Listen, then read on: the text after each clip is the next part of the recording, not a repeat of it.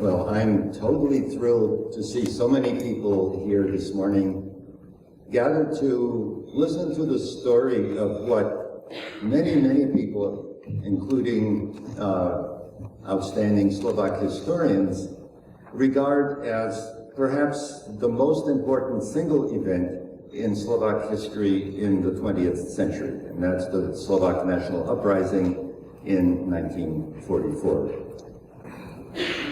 My role is primarily to set the stage, to ask the question, why did the uprising occur? What was happening that prompted massive numbers of Slovaks to rise up towards the end of the war and fight against the Nazis, who were such a powerful presence in the country, and also against their own government. And it's a somewhat complex story, and I hope that I can, in a few minutes, make the context clear for you. So, how big was the uprising? Well, it was huge, actually. An estimated 60,000 Slovak troops were involved, another 10,000 plus partisans, that means armed groups who were ready to do battle, but were small groups mostly hiding out in the mountains. And there were literally thousands and thousands of civilians who were the underpinnings of the uprising. And you will see, I'll give you some examples of what the civilian resistance individuals and groups did that enabled the uprising to take place. So, against whom was the uprising directed? As I said, it was directed against the Nazis, but it was equally directed against the government of the wartime Slovak state. Just as a reminder, United Czechoslovakia was divided into two quite separate parts in 1939. And in spring of 1939, the Protectorate of Bohemia and Moravia, that was governed directly from Berlin, and the so-called Slovak Republic, generally known as the Slovak state, that was nominally independent, but you can well imagine that under the circumstances, it was under very, very, very heavy pressure from Hitler. So the uprising was directed against both of these units. Why would Slovaks rise up against Slovaks? Now in a way, that's the core question. And I have tried to summarize it here, and I will give you some very explicit details in a minute. So it was a totalitarian system controlled by a single party. Czechoslovakia had been a model democracy. It was famous for being a democracy. The Slovak state was a totalitarian system. It was destructively nationalistic. It promoted its own identity in large part by also being oppressive against others. And that included the Czechs, who had been the companions of Slovaks in Czechoslovakia. The ruling party was led by a cluster of men. The chief was the president, Josef Tiso, but there were factions within the leadership of the Slovak state that ranged from a group that were called the moderates, and those were collaborators with the Germans, with Hitler, to the radicals, who were themselves essentially active Nazis. They not only admired what the Nazis were doing, they did their best to implement similar policies in Slovakia. And one of the horrible things they did was to ship out something like 2/3, perhaps more, of the Jewish population of Slovakia. So what did it mean to be totalitarian? The president was Josef Tiso, and early on, somewhere around 1940, he wrote these words, for public consumption. The party must be the organizer of the whole of public life, and it must hold this function forever. Forever means no meaningful elections, right? The party gives the state a parliament and a government in the name of the nation. The source of governance is the party, right? The party is the nation, and the nation is the party. The nation speaks through the party, and the party thinks for the nation. You don't get more totalitarian than that, right? And this could have been a description of what the communists did, but it wasn't. It was the wartime Slovaks did.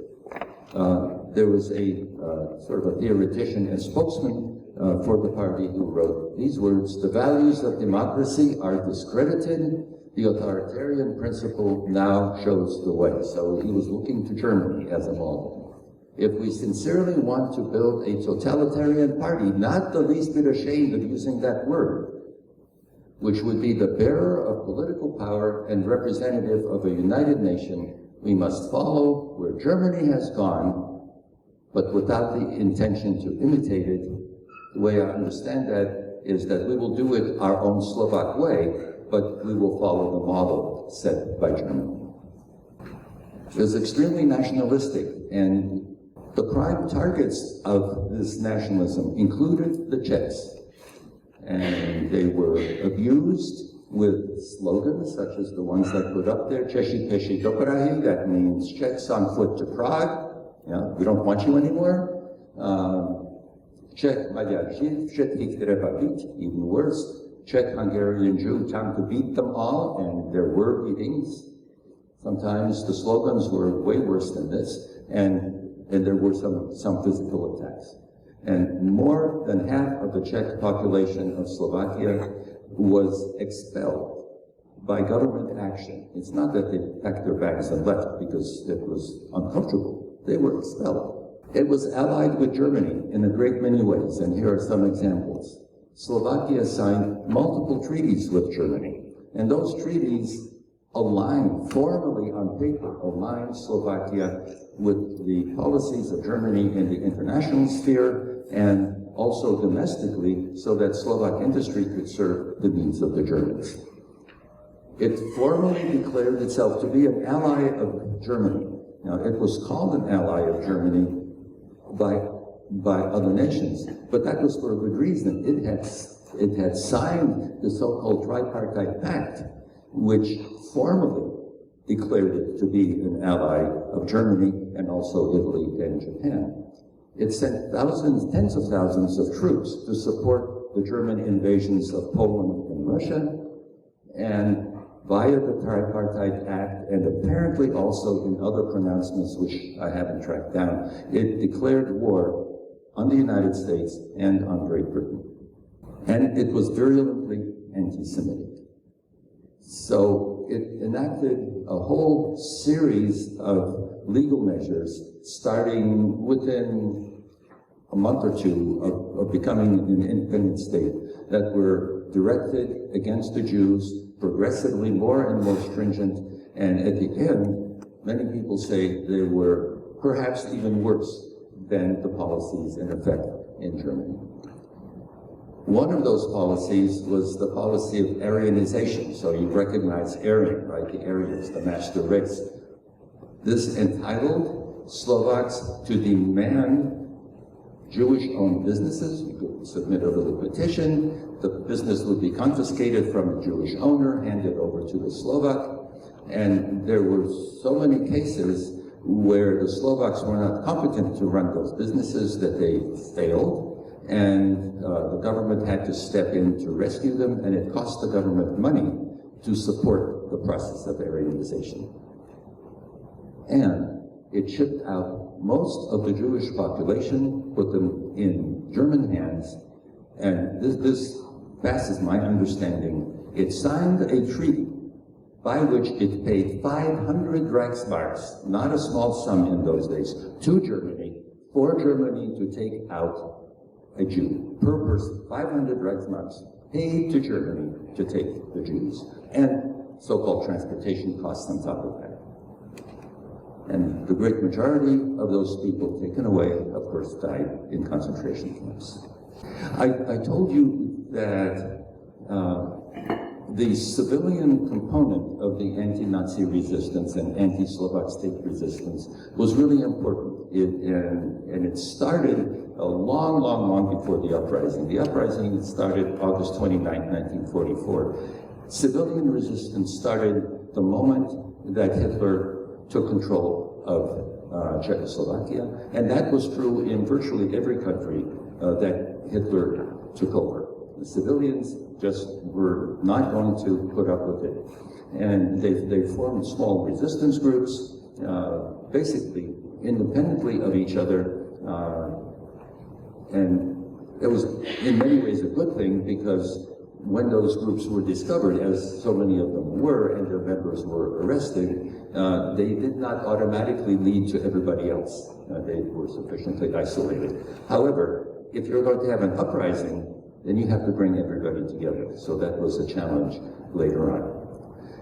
What did they do? Well, depended a little bit on the time period, but it included things like helping people escape from occupied lands, collecting information about what was happening in those occupied lands, and getting that information to the Western powers or to the various governments in exile, who were themselves planning actions against the Germans to take place later, but they needed to be informed about what was happening at home. And how do you get that information out? It's not so simple. They had secret radio transmitters, which sometimes didn't remain secret forever, and they sent couriers, personal couriers. And that meant every time a person went from somewhere in Slovakia to Paris or to London, he placed his life in jeopardy, because there were, let me tell you, really strict border controls.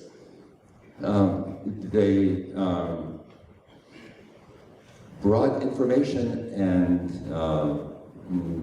basically information back from the West, from the governments in exile and other resistance groups working internationally, back to the occupied countries, so that there would be communication between these two aspects of the resistance. Right? That was a very important aspect of what they did. I will tell you a story from my own family about how this kind of resistance actually worked. And it is the story of what my father did in 1939 and 1940. The Palka family had for generations owned a leather factory in the town of Liptovský Svätý Mikuláš in central Slovakia, right under the High Tatra Mountains. And in 1939, my father let my mother leave the country. She got a legal exit permit. She went to Paris for safety. She was very pregnant at the time. I was born 2 weeks after she reached Paris. He stayed behind. Why would he send his very pregnant wife abroad to safety and stay behind? He used the resources available through the family factory to somehow secure cash. And it's never been clear to me exactly how he did this without raising suspicion. But one way or another, he basically used the factory as collateral so that he could get cash. And he took that cash to Belgrade. Why Belgrade? Belgrade was the center of anti-Nazi resistance in that part of the world. And there was a particular man who was the focus of that resistance. His name was Janko Bulík. He was a Slovak from a family living in the small town of Kovačica, which is just about an hour out of Belgrade. He was a lawyer, and he had many friends in government. So what he was able to do is to secure documents that would enable refugees from Slovakia and from the Protectorate to pass through or reside in Yugoslavia on their way further west to France or to England or ultimately the United States.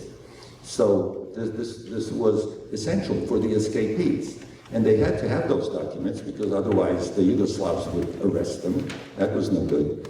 So he arranged for them to have these documents. And these were all perfectly legal documents.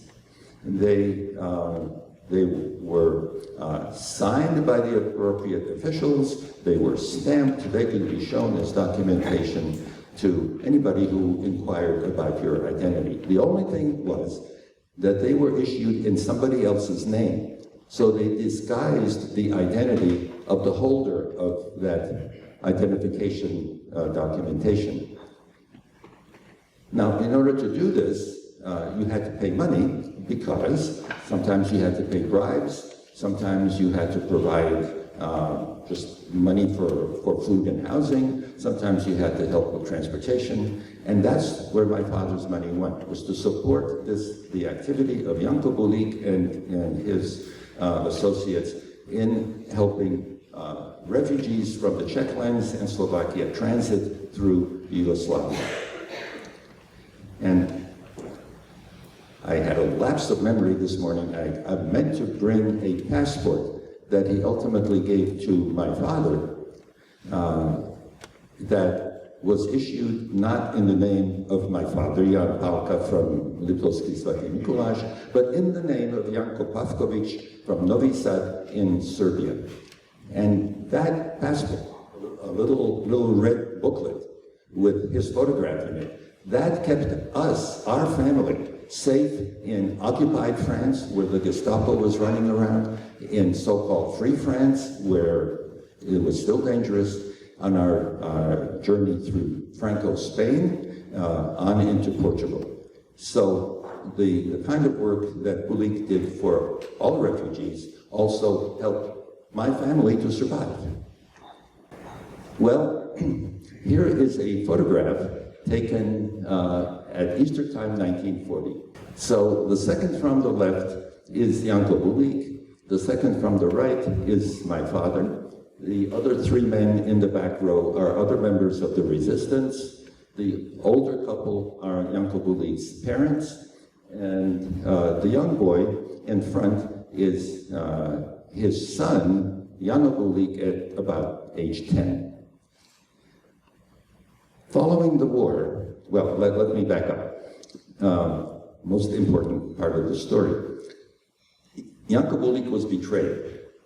He was arrested by the Gestapo. He was interrogated and tortured. He was a heroic man. He did not divulge a single name that his interrogators were after. He was sent off to Mauthausen, the concentration camp at Mauthausen. He was beaten to exhaustion. And eyewitness stories say that at the end, he was thrown to a pack of dogs and ripped to shreds. So, if you were a member of the civilian resistance, this was just as dangerous, and your actions were just as heroic as those of men who fought in the front lines. So, Janko's son in the front, that was 1940. I managed to make contact with him. And in 2007, he took me on a trip to his hometown of Kovačica, where they were having major celebrations in honor of his father. And there are the two of us, 47 years after that first picture was taken, by the side of that same family house in Kovačica. Now, Jano Bulik had his own family. His daughter is in the front right. Her husband is behind her in the blue t-shirt. Their son is across the table. So that Janko Bulik is the young man's great-grandfather. That young man is not giving up on his family heritage. He's doing a PhD dissertation at the university in Banská Bystrica on his great-grandfather. I want to close with a couple of vignettes from contemporary Slovakia, things that have happened just in the last year or two that are echoes of the uprising and why the uprising occurred. One of them is a moment that I experienced in June. I was there on a visit, and just before leaving to go to England to attend the wedding of our oldest granddaughter, whose parents and sister are here, I went to a public seminar, and it was a conversation about the Holocaust and about democracy, contrasting these two facets of Slovak history. And at the end of the presentations, there was a time for questions, of course. And the first man to rise with a question asked, well, wasn't it the case, really, that the Slovak government and its president, Tiso, basically were under such pressure from Hitler that they did the only thing that they could do? This is a very, very common attempt to justify the actions of the Slovak state. You hear it all the time from the far right. And as soon as those questions were asked, somebody else stood from the other side of the room and started to argue in favor of the great things that the Slovak state had done. It had promoted education, it had promoted the sciences, it had kept ordinary Slovaks out of the horrors of the war. So we should be honoring the Slovak state. Among the panel members were two museum directors, the director of the Jewish Museum in Bratislava and the director of the Museum of the National Uprising in Banská Bystrica. And they made the responses. And particularly the director of the Jewish Museum said, you know, here's a string of facts about what happened under the Slovak state, and they're all awful. But really look at it as a moral question, he said. Tell me why, what would ever be the justification for the Slovak government to pay the German government to remove the Jews and put them in concentration camps, and on their way, herd them into cattle cars, prod them on board those cattle cars under conditions that were so crowded, so jam-packed that you could hardly sit down. Tell me, how would you account for that? And there is no accounting for it. That was just evil incarnate. Now, the problem is, the reason I'm telling you this little vignette is that in Slovakia, as well as in a number of other European countries, the far right has been rising to prominence. And you actually see people defending the Nazis and the wartime Slovak state, and you do actually see people saluting like Hitler did. So this is still, unfortunately, a living legacy that has energy behind it. And so for us to acknowledge what happened during the uprising is also to give our attention to what is happening today. My closing story is different, very different from that. It starts very badly.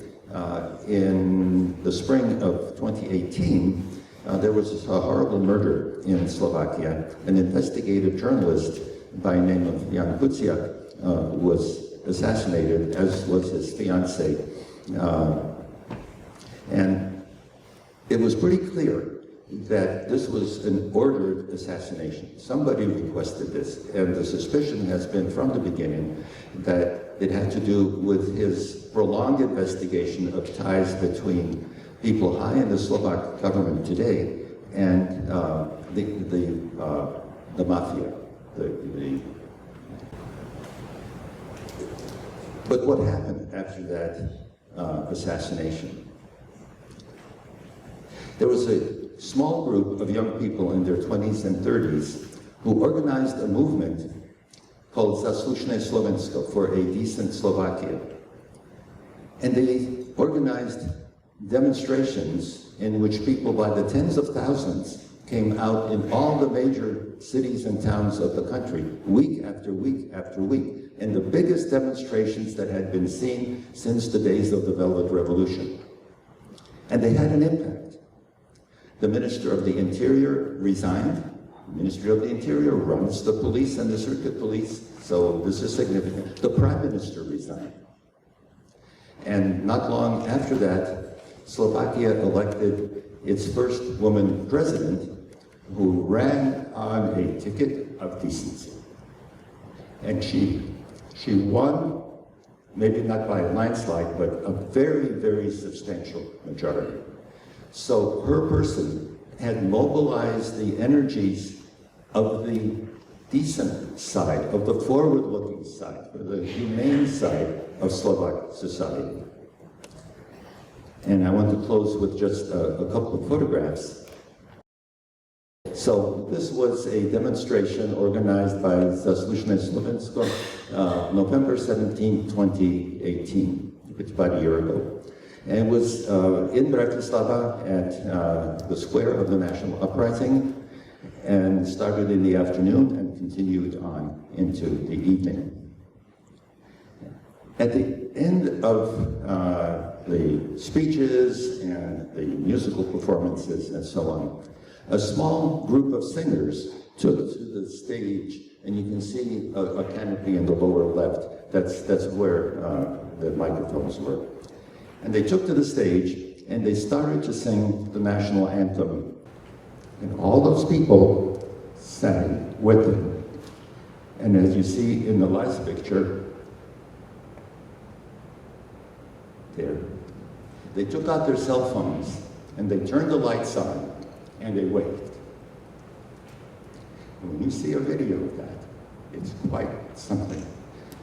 And when I have looked at it so many times, I thought, well, you know, how can you more powerfully join in the defense of the values of your own country than in this way? And it happened. It really happened. So you can see it gets to the So that's the setting.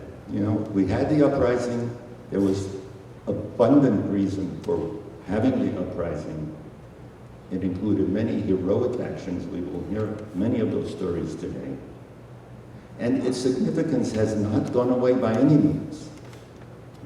The forces that prevailed, against which the uprising took place, are not all gone.